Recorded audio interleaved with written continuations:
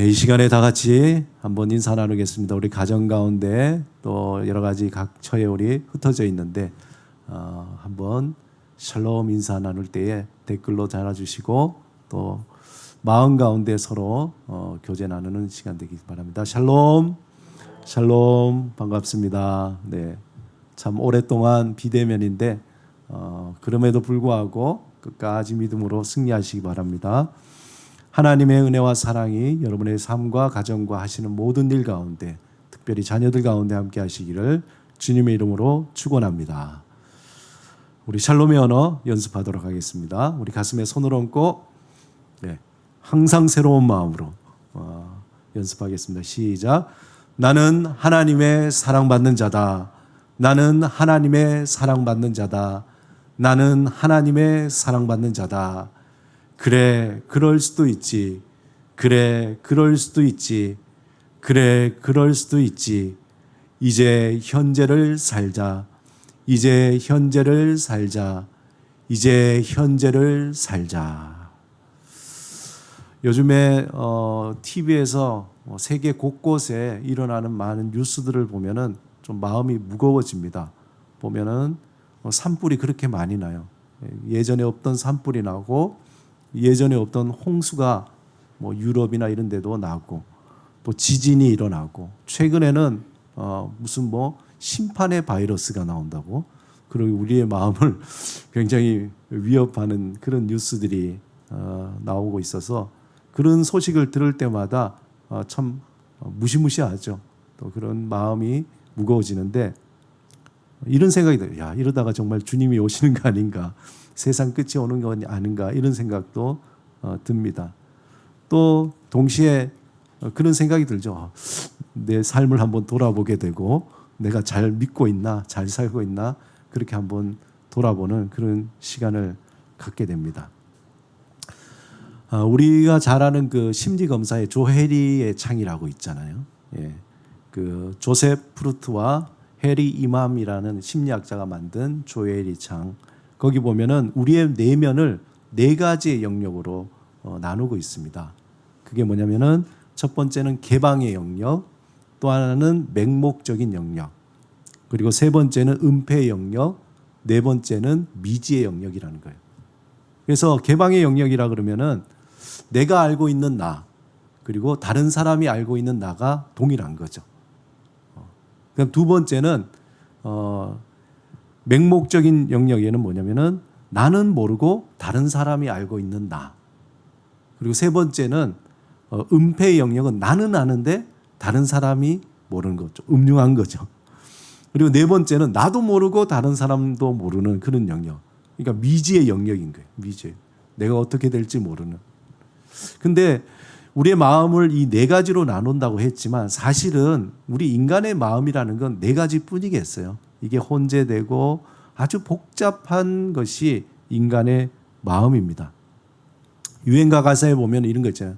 내가 나를 모르는데 내가 난들 너를 알겠느냐 그런 유행가 가사가 있듯이 서로 모르는 거예요. 저 사람 괜찮은 것 같은데 또 만나다 보면 이상한 사람이야. 또 이상한 사람 같은데 만나보니 참 괜찮은 사람이네. 사람의 마음은 알 수가 없습니다. 그런데 그런 복잡하고 은밀한 마음, 쉽게 내 마음을 드러내놓지 않는 게 인간의 마음인데 그런 마음을 숨기지 못하는 순간이 있습니다. 언제일까요? 바로 죽음 앞에서입니다. 인간은 죽음 앞에서 가장 솔직해진다 그러잖아요. 살면서 마음속에 깊은 곳에 꼭꼭 숨겨놨던 것도 그것도 죽음 앞에서 솔직하게 다 드러내게 된다는 거죠. 물론 죽음 앞에서조차 자신의 마음을 끝까지 숨기는 사람도 있다고 해요. 그러나 인간은 죽음이라는 끝에서 자신의 정말 진실한 마음을 드러낸다고 합니다.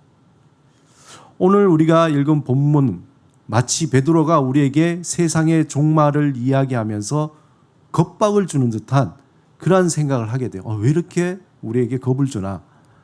그리고 말씀을 읽으면 이런 말씀은 조금 피했으면 좋겠다. 그런 생각도 들게 합니다.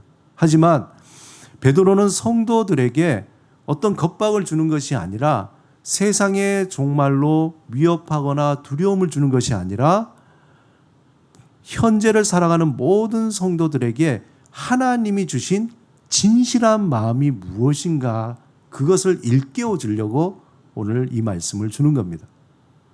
이것을 알기 위해서 베드로후서 3장 1절에 보면은 우리가 잘 알 수 있습니다. 우리 3장 1절 보면은 사랑하는 자들아 내가 이제 이 둘째 편지를 너희에게 쓰노니 이 두 편지로 너희의 진실한 마음을 일깨워 생각나게 하여라고 되어 있습니다. 베드로는 사랑하는 성도들에게 보내는 두 번째 이 편지의 목적이 뭐냐? 그 목적을 분명하게 너희의 진실한 마음을 일깨워 생각나게 한다는 겁니다. 여러분의 진실한 마음, 표준세번역에 보면은 순수한 마음이라고 되어 있는데 여러분의 그 진실하고 순수한 마음은 무엇입니까? 정말 여러분이 원하는 그러한 마음은 무엇입니까? 원어에 보면은 아주 재미있습니다. 진실한 마음이라는 것을 원어에는 원어 그대로 해석하면 이렇게 돼요. 햇볕에 비추어 판단받는 마음이라는. 햇볕에 비추어 판단받는 마음. 다르게 이야기하면은 조금 더 풍성하게 이야기하면 거룩한 하나님의 빛에 비추어 드러나는 마음이라는 거예요. 어떤 것으로도 숨길 수도 없는 들추어진 들킨 마음이죠. 베드로는 고난의 인생을 살아가는 성도들에게 이 말씀은 권면이자 하나의 또 경고인 말로서 두 번째 편지에 그들의 숨겨진 마음이 드러나 거짓되고 헛된 것들을 다 떨어내고 하나님 앞에서 순수한 마음을 갖기를 기대하면서 이 말씀을 전한 겁니다. 그 마음이 드러나기 위해서 베드로는 한 가지 기억나게 하는 것이 있는데 그것이 베드로 후서 3장 2절인데 다 같이 한번 읽어보겠습니다. 시작. 곧 거룩한 선지자들의 예언한 말씀과 주 되신 구주께서 너희의 사도들로 말미암아 명하신 것을 기억하게 하려 하노라. 베드로는 진실한 마음을 일깨우기 위해서 거룩한 선지자들이 예언한 말씀 그리고 구주 즉 예수 그리스도께서 명한 것을 기억하게 하겠다는 거죠. 본문에 보면은 예언한 말씀은 원문에 레마라고 되어 있어요. 레마. 그러니까 하나님이 직접 말씀하신 생명의 말씀이라는 거예요. 그냥 그저 전해 들은 것이 아니라 하나님이 직접 말씀하신 레마의 말씀. 또한 주께서 사도들에게 명한 것은 주님께서 마지막으로 사도들에게 말씀하신 것, 즉 유언과도 같은 것이죠. 그렇다면 거룩한 선지자들과 예수 그리스도께서 사도들에게 명한 것은 무엇일까요? 베드로후서 3장 5절을 통해서 그것을 우리가 이런 것이구나 유추해 볼 수 있습니다. 한번 베드로후서 3장 3절에서 5절을 천천히 다 같이 읽겠습니다. 시작. 먼저 이것을 알지니 말세에 조롱하는 자들이 와서 자기의 정욕을 따라 행하며 조롱하여 이르되 주께서 강림하신다는 약속이 어디 있느냐? 조상들이 잔후로부터 만물이 처음 창조될 때와 같이 그냥 있다 하니 이는 하늘이 옛적부터 있는 것과 땅이 물에서 나와 물로 성립된 것도 하나님의 말씀으로 된 것을 그들이 일부러 잊으려 함이로다. 거룩한 선지자들과 예수 그리스도께서 사도들에게 명한 것이 무엇인지 알겠죠? 바로 예수 그리스도의 재림입니다. 그 약속이죠. 다시 말해서 이 세상의 종말과 심판에 대한 것입니다. 사람이 죽음 앞에서 진실한 마음이 드러나듯이 인간은 종말과 심판을 기억할 때에 정신을 차리게 되는 거예요. 헛된 마음을 버리고 순수하고 진실한 마음을 갖게 되는 거예요. 여러분 한번 생각해 보세요. 그렇지 않고는 이 세상의 다른 어떤 것으로도 인간의 음흉하고 거짓되고 감추어진 마음을 드러낼 수 있는 것이 아무것도 없어요. 우리가 이 세상의 종말과 심판 앞에서 하나님의 거룩한 빛을 통해서 드러나게 될 진실한 마음, 그때서야 비로소 진실한 마음을 갖게 된다는 겁니다. 그러므로 이 세상의 공중권세 잡은 자 사탄은 인간들이 그런 진실한 마음을 갖지 못하도록 조롱하며 그 사실을 기억하지 못하게 온갖 수단과 방법을 동원해서 방해하게 되는 겁니다. 왜냐하면 그 진실한 마음을 갖게 될 때 인간은 이 세상의 실체를 볼 수 있는 눈을 뜨게 되는 거죠. 그제서야 이 모든 것이 허상이구나 라는 것을 알게 되는 겁니다. 그러므로 말세에 조롱하는 자들은 이 세상의 종말과 심판을 기억하지 못하도록 온갖 수단과 방법을 다해서 방해하는 겁니다. 그러니 그들은 이렇게 말하는 거죠. 주께서 강림하신다는 약속이 도대체 어딨냐? 조상들이 잔 후로부터 만물이 창조될 때부터 지금까지 별로 달라진 게 없잖아. 다 반복되고 똑같은 거 아니냐? 뭐 지금 이런데 뭐 또 괜찮아지겠지. 옛날에도 그랬는데 또 그렇게 되겠지. 이 말은 우리에게 굉장히 설득력이 있죠. 이야기를 들으면 그래. 뭐 100년 전이나 뭐 1000년 전이나 인간의 삶이라는 다 똑같이 아니냐. 굉장히 설득력 있게 들려요. 그러면서 동시에 우리의 믿음의 여정에 힘을 빼게 하는 거예요. 그러면 뭐 꼭 우리가 뭐 열심히 예배 드릴 필요가 있을까? 말씀대로 살 필요가 있을까? 꼭 뭐 그렇게 살 필요가 있나? 우리 힘을 빼게 됩니다. 이런 질문이, 이런 말이 내 마음에서 나오든지 아니면은 외부에서 누가 이야기하든지 처음에는 아니에요. 주님은 반드시 오십니다. 심판이 있습니다. 우리는 강하게 거부합니다. 하지만 반복적으로 교묘하고 집요하게 다가올 때에 우리의 마음과 믿음이 흔들리기 시작하죠.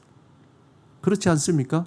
우리가 오직 믿음을 가지고 하나님을 바라보면서 소망을 품고 살아가지만 계속되는 인생의 고난과 고통 속에서 우리의 마음이 어떻게 됩니까? 자연스럽게 정말 하나님은 계시는 걸까? 하나님이 말씀하신 게 정말 맞는 걸까? 세상의 종말은커녕 이렇게 이대로 계속되는 것이 아닐까? 이러한 등등의 수많은 의문과 의심들이 우리의 마음에 들어오게 되는 거죠.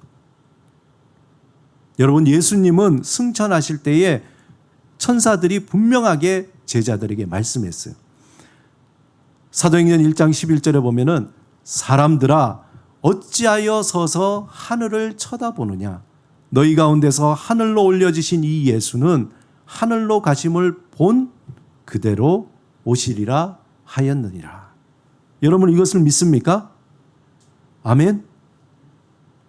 이 약속을 붙잡고 제자들은 맞아, 주님께서 다시 오실 거야. 이 말씀을 붙잡고 초대교회 성도들에게 그대로 전했어요. 주님께서 오신 그대로, 승천하신 그대로 오신다고 말씀했습니다. 그날을 기다립시다. 또한 성도들도 제자들이 전한 이 약속을 굳게 믿고 정말 죽음의 그 고난, 아픔과 서러움과 그런 고통 가운데서도 인내하면서 살아갔습니다. 하지만 시간이 흐르고 그들의 기억이 희미해져서 가장 명확한 사실을 사실대로 받아들이지 않고 조금씩 왜곡하면서 기억하기 시작하는 거죠. 이때 그들에게 조롱하는 자들이 와서 유혹합니다. 미혹합니다. 예수님이 다시 오시냐? 도대체 몇 년 지났냐? 100년이 지나고 200년이 지나고 주님 오신다며 왜 아직 안 오시는 거야? 이 세상에 정말 종말이 오는 거니? 그렇게 질문합니다. 이러한 역사의 종말이 희미해질 때 우리는 산소망의 유업을 허상으로 생각하고 우리의 정체성에 심각한 오해를 받습니다. 나는 정말 하나님의 자녀일까? 내가 하나님의 자녀라면 왜 이렇게 고통을 당해야 하는가? 내가 왜 이런 고민과 고난을 이 세상에서 받아야 하는가? 내가 사랑받는 자녀라고 했는데 왜 나에게만 이런 시련과 불행한 일이 일어나야 하는가? 그 마음은 서서히 산소망이 아닌 이 세상이 주는 헛된 소망에 마음이 끌리기 시작하는 거예요. 죽은 소망, 껍데기만 화려한 거짓 소망에 눈을 돌리기 시작합니다. 그리고 하나님의 말씀, 약속하신 그 말씀을 농담으로 여기고 세상 사람들보다 더 세상을 사랑하고 더 빠르게 세상을 향해 달려가게 되는 거예요. 여러분, 신앙이 있는 사람이요, 세상을 향해 마음을 뺏기면은 그 누구보다 세속적인 사람이 된다는 거 아십니까? 우리는 많은 예들을 볼 수 있어요. 정말 흉악무도한 사람을 찾고 보니까, 알고 보니까 아주 독실했던 크리스찬이었어요. 베드로는 이 세상이 물로 심판받는 것처럼 다시 한번 하나님의 심판의 날이 임할 것이라고 강하게 경고하며 우리가 생각하는 시간과 하나님의 시간이 전혀 다르다고 말씀하고 있습니다. 즉, 우리가 살아가는 시간은 우리에게 속해 있는 것이 아니라 하나님께 속해 있다는 거예요. 오늘 본문 8절 우리 한번 같이 읽겠습니다. 시작. 사랑하는 자들아, 주께는 하루가 1000년 같고 1000년이 하루 같은 이 한 가지를 잊지 말라. 주께는 하루가 1000년 같고 1000년이 하루 같다는 말의 의미가 도대체 무엇일까요? 우리가 느끼는 하루가 곧 1000년이라는 겁니까? 아니면은 우리가 지난 시간을 돌아보니까 마치 1000년 같은 시간이 하루처럼 느껴진다는 그런 상대적인 것을 의미하는 걸까요? 무슨 의미일까요? 이 말씀은 이 시간이라는 것은 하나님께 속해 있다는 거예요. 시간이라는 건 우리 게 아니라는 거예요. 시간의 주인은 하나님이라는 거죠. 우리는 이 시간이 나의 것으로 생각하는 순간 하나님을 떠나 세상을 향하게 되어 있다는 거예요. 오늘이 무슨 날이에요? 주일이잖아요. 주일이라는 개념이 뭡니까? 주님께서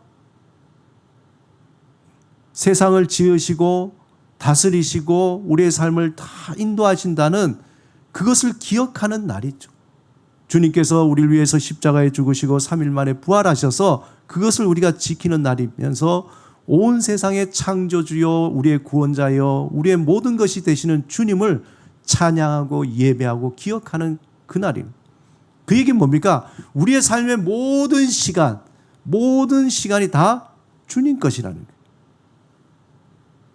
그런데 그 시간이 나의 것으로 생각하고 내 마음대로 쓰는 거죠. 그 순간 하나님을 떠나 세상을 향하기 시작하는 거예요. 주일 예배 꼭 드리십시오. 매일 말씀을 묵상하십시오. 이게 왜 그렇습니까? 그냥 묶어두려는 것이 아니라 그 순간 인정할 때에 우리의 모든 순간 하나님의 시간으로 인정하게 되는 거예요. 우리가 그 순간을 인정하기 시작하지 않을 때, 중요하게 생각하지 않고 습관적으로 희미하게 보낼 때 우리의 시간은 점점점 하나님의 시간이 아니라 나의 시간으로 우리는 생각하게 됩니다. 인간은 시간 속의 존재라는 거예요. 즉, 인간은 시간이 자신의 것이라고 믿을 때에 자신이 모든 것을 할 수 있다는 망상을 가지고 있는 거예요. 자신이 어떤 일을 꾸미고 그것을 이루고 그것을 통해서 자신의 결핍을 채우고 만족을 누릴 수 있다고 착각하는 거예요. 그렇잖아요. 오늘 계획하고 10년 뒤에는 내가 뭐 만들고 뭐하고, 아무리 계획해도 무슨 소용이 있습니까? 시간이 나의 것이 아니라 하나님의 것인데 우리는 착각하고 있는 거예요. 하지만 시간은 하나님께 속해 있는 것입니다.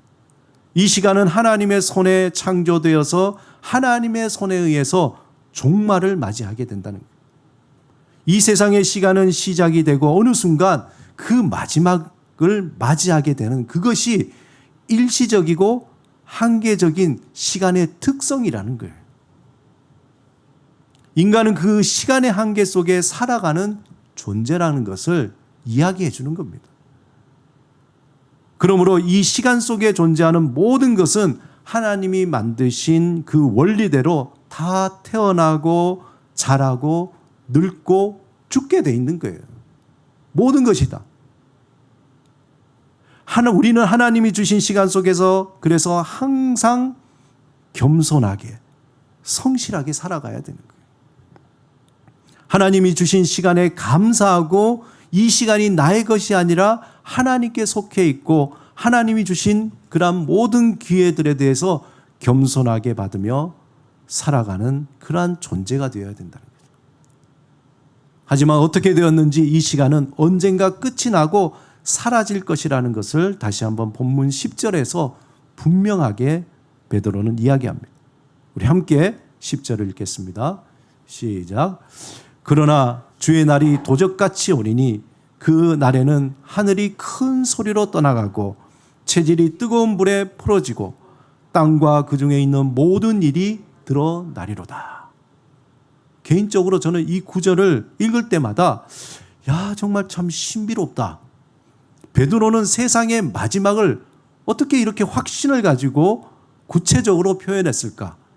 정말 이 장면을 보지 않고는 표현할 수 없었을 텐데 어떻게 이렇게 표현했을까? 여러분, 베드로가 만약에 그냥 성도들에게 경고나 어떤 그런 뭔가 정신을 차리도록 얘기하는데 이렇게 구체적으로 묘사할 필요는 없잖아요.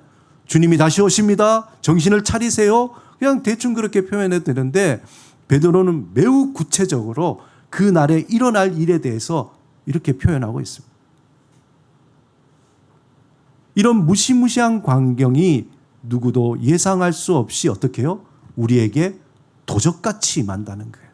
도적같이 임한다.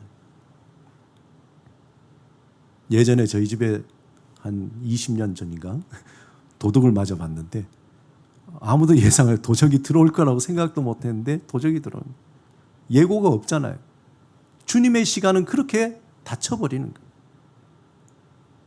여러 학자가 지금 이렇게 지구가 나이 들어가면은 얼마 뒤에 지구에 종말이 온다고 여러 가지 예상 연도를 발표합니다. 어떤 분은 제가 최근에 들은 소식 중에 하나는 이제 30년 남았다는 거예요. 지구 온난화로 인해서 이제 향후 30년 안에 뭐 1도, 1.5도씩 올라가면은 이 세상은 금방 종말이 온다는 거예요. 각자 나름대로 막 몇 년 뒤 지구가 멸망할 것이라 그렇게 예상을 합니다.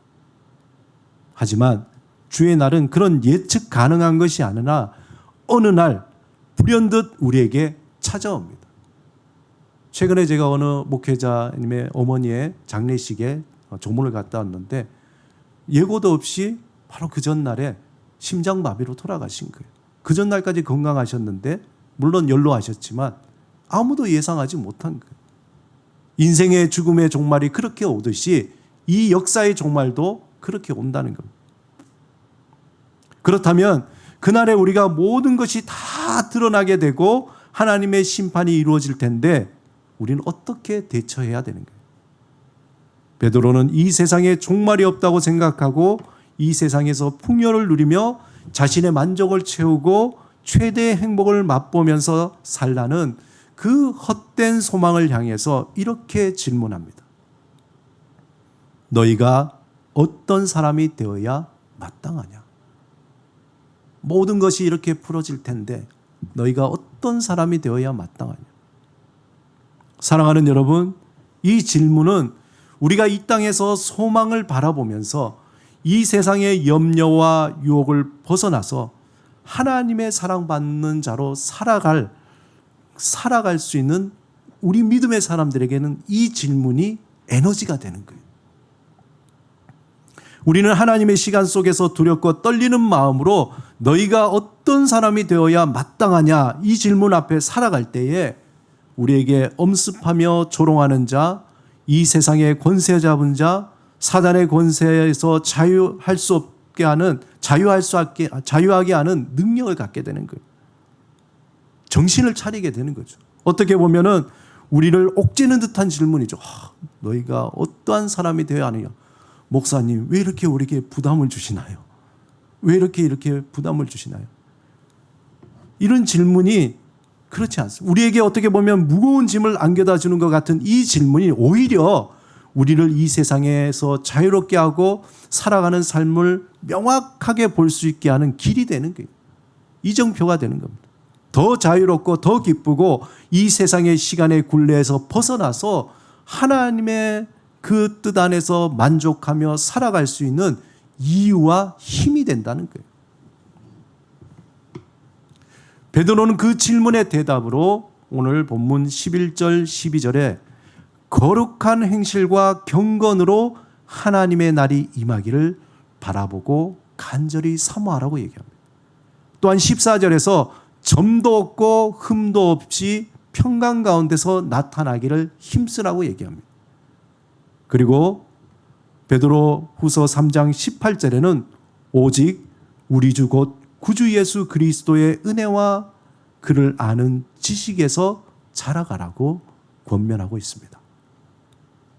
이것을 한마디로 얘기하면 뭡니까? 예수 그리스도 안에서 종말 죽음을 기억하며 현재를 살라는 거예요.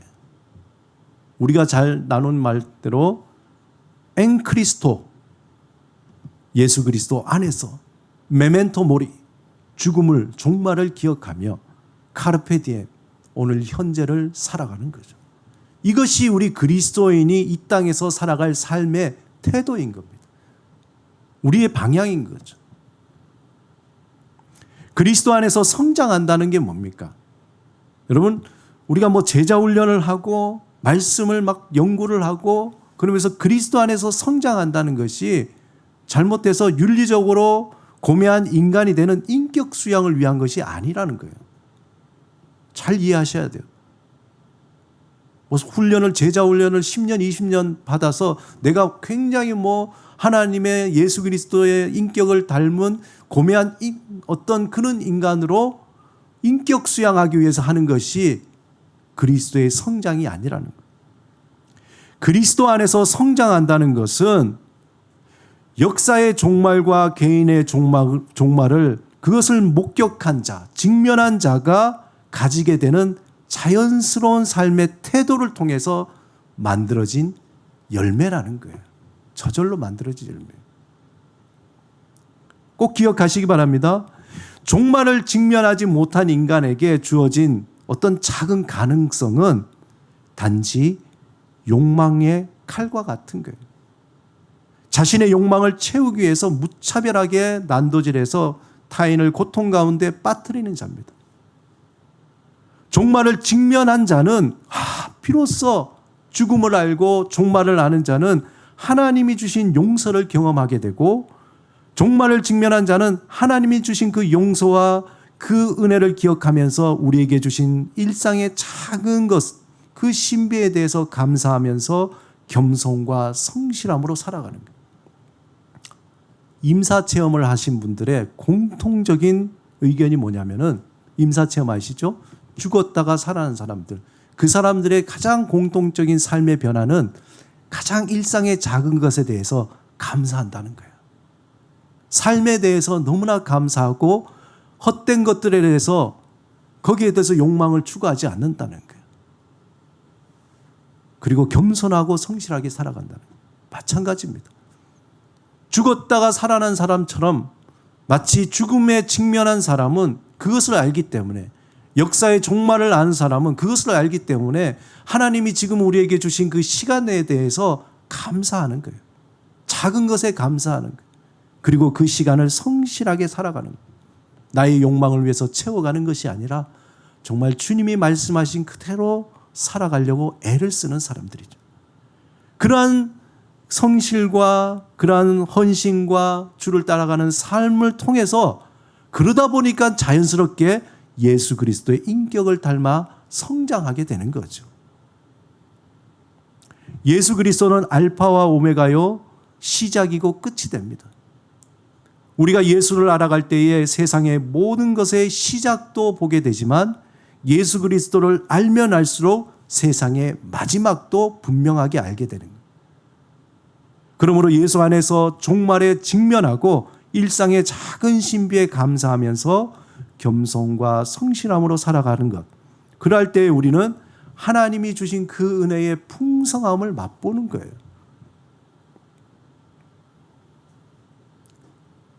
굉장히 넓은 집, 수조의 어떤, 우리 감도 없으니까 장고, 그것이 우리를 감사하게 할까요? 하나님의 은혜로, 하나님이 주신 그 은혜를 우리가 경험할 때에 비록 작지만, 비록 모자라고 소박하지만 그 작은 것에 감사하면서 오히려 더 풍성함으로 살아갈 수 있다는 겁니다. 이 풍성한 삶은 무엇을 소유함이 아니라 하나님과 동행함. 이것이 영생의 삶이잖아요. 하나님과 함께함으로 얻어지는 거기서 세상이 줄 수 없는 그 풍요로움을 경험하게 되는 삶입니다. 이건 어떤 상상이나 관념이 아니야. 하나님과 동행하면 이렇게 되겠지가 아니라 정말 하나님과 함께 할 때에 이 순간 영원한 현재 가운데 하나님이 주신 그 실제 그 실제를 누리는 하나님의 사랑받는 자, 그거 하나만으로도 너무 충분해서 감사하게 되는 그러한 삶입니다. 세상에 그 누구도 그 무엇으로도 흔들 수 없는 견고한 자가 되는 거예요. 지금 여기에서 임하시는 하나님과 함께 살아가면서 현재를 누리는 진실한 마음을 가진 자가 되는 거예요. 진실한 마음을 가진 자. 사랑하는 여러분, 티끌과 같은 하나님은 우리를 부르시고 하나님의 자녀로 삼아 주셨습니다. 우리는 우리가 원치도 않았지만 이 땅에 태어났습니다. 그리고 인생이라는 이 긴 여정을 우리는 살아가고 있습니다. 이 믿음의 여정에는 수많은 질문이 우리에게 다가오죠. 우리가 다 대답할 수 없는 인생의 질문들이 꼬리에 꼬리를 물고 고민하고 의심하고 괴로워할 때가 너무나 많이 있습니다. 하지만 한 가지, 하나님이 나를 사랑하신다는 이 사실을 믿을 때, 그것을 믿으면서 우리는 누군가를 너무 그렇게 미워하거나 너무 분노하지 않고 용서하고 포용하고 격려하며 살아갈 수 있게 됩니다. 그러한 여러분이 되시길 바랍니다. 언젠가 이 세상이 끝나고 새하늘과 새 땅에서 우리는 새로운 존재로 하나님이 우리에게 이미 주신 산소망의 유업을 누리면서 살아가게 될 것입니다. 우리가 그 사실을 알고 지금 여기에서 믿음으로 하나님의 사랑받는 자로 하나님이 주신 이 시간, 현재를 누리면서 살아가는 삶을 연습하고 그것을 누려야 되는 겁니다. 하나님은 우리의 등 뒤에서 격려하시고 받쳐주시고 또 밀어주십니다. 이렇게 얘기할 수 있어요. 내가 너와 함께한다. 너의 괴로움과 너의 아픔과 너의 부족함을 내가 다 알고 있다. 두려워하지 말라. 담대하라. 내가 너와 함께한다. 내가 너와 영원히 함께 살자. 나와 영원히 함께 살자. 우리 그렇게 살면 안 되겠니? 우리에게 순간마다 주님께서 말씀해 주십니다. 베드로는 그의 삶의 마지막 자락에서 고난의 길을 걷는 성도들에게, 우리에게 예수 그리스도 안에서 성장하며 하나님이 주신 풍성한 삶을 누리며 살라고 권면합니다. 그리고 마지막 인사를 이렇게 하죠.